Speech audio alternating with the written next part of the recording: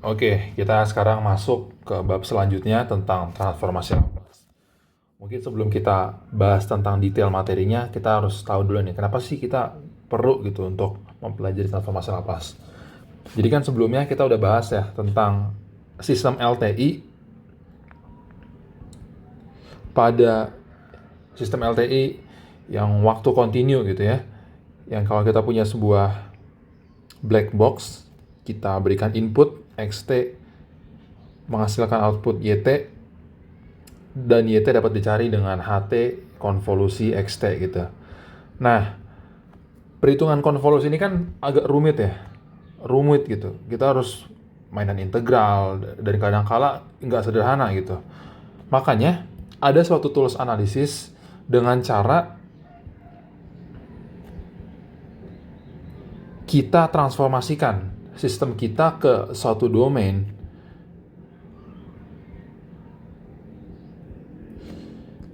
yang kita sebut dengan domain S atau domain kompleks. Oke, domain S. Jadi, ternyata kalau kita menganalisis sistem dalam domain S, kita bisa mencari responsnya YT dengan lebih mudah. Jadi, nanti XT itu akan kita transformasikan menjadi XS, kemudian HT juga akan kita transformasikan, transformasi Laplace ya, menjadi HS, dan ternyata responsnya itu YT itu dia dalam domain S adalah YS.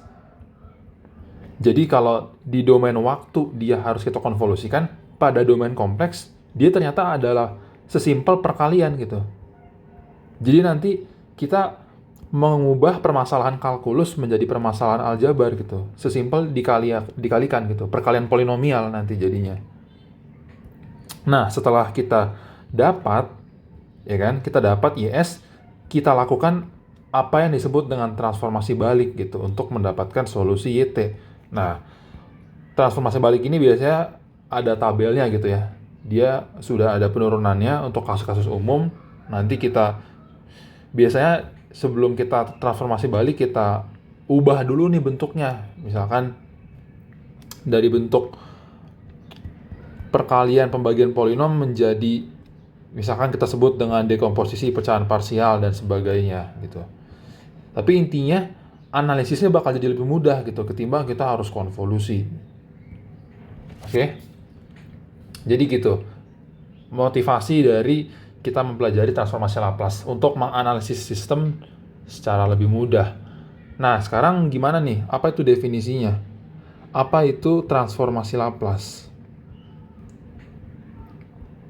Jadi, kalau kita punya suatu sinyal di domain waktu xt, kita ingin transformasikan ke domain S, jadi X besar S, dia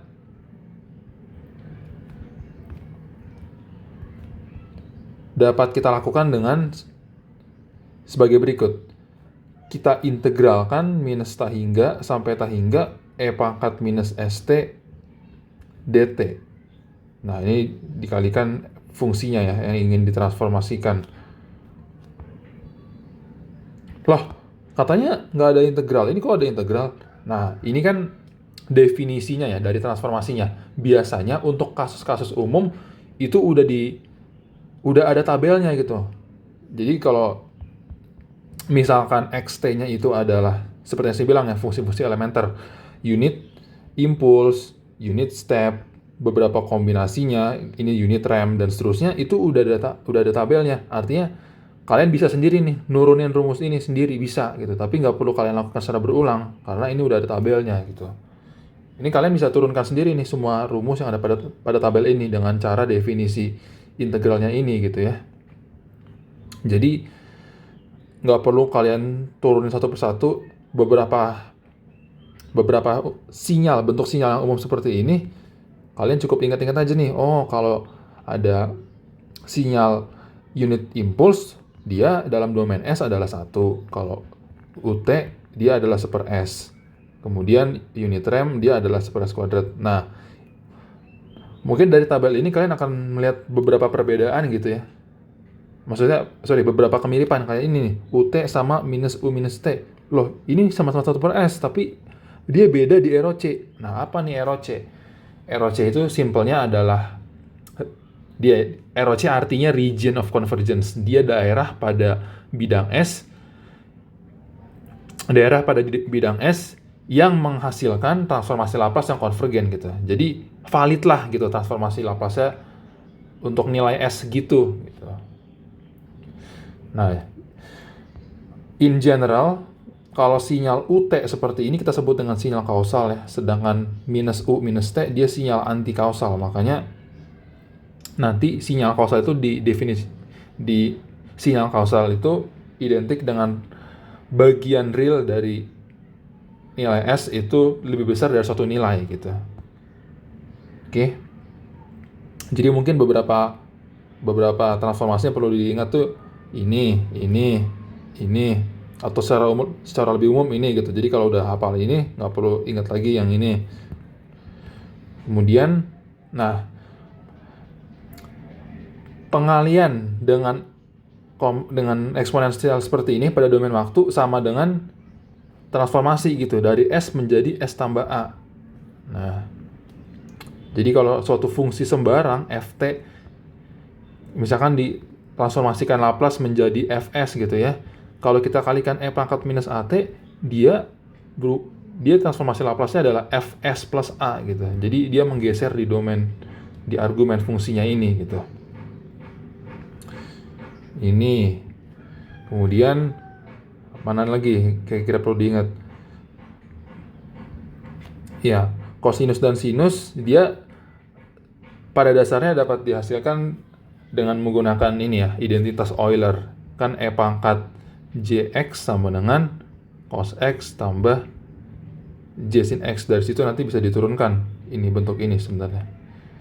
Tapi daripada terlalu rumit, diingat-ingat aja ini bentuk transformasinya. Oke, nah ini kan seperti saya bilang pada dasarnya sama dengan ini gitu ya. Dikalikan e pangkat minus at, semua s diubah menjadi s tambah a gitu. Nah, ini beberapa tabel transformasi Laplace.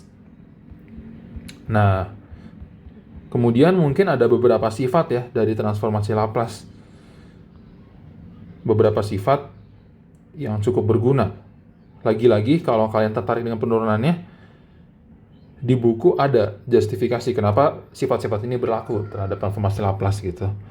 Sifat linearitas, sifat pergeseran waktu, ya kan? Sifat pergeseran pada S tuh. Ini yang tadi. Kemudian yang penting lagi misalkan ini diferensiasi dalam waktu, diferensiasi dalam domain S. Nah, dan ini yang saya bilang tadi gitu, sifat konvolusi. Jadi kalau pada domain waktu dua buah sinyal dikonvolusikan, itu pada domain S adalah perkalian gitu.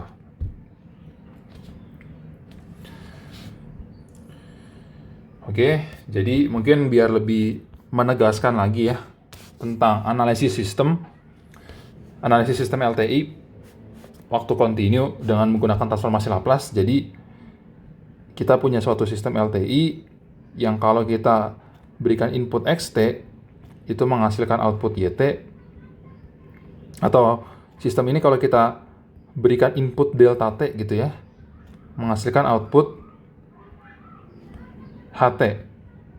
Nah, kalau kita transformasikan sistem ini pada domain S, kalau kita berikan input xs, dia akan menghasilkan ys. Kalau kita berikan input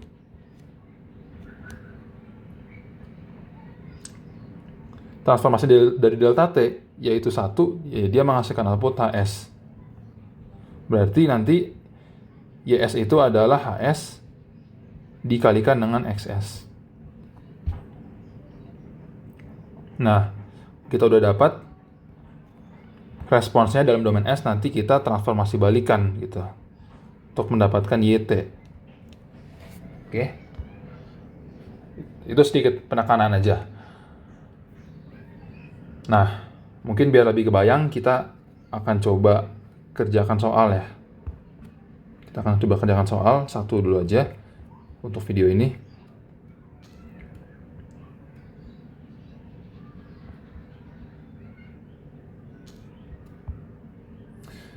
Baik, kita diberikan sinyal input xt sebagai berikut, kemudian disuruh mencari transformasi Laplace dari xt.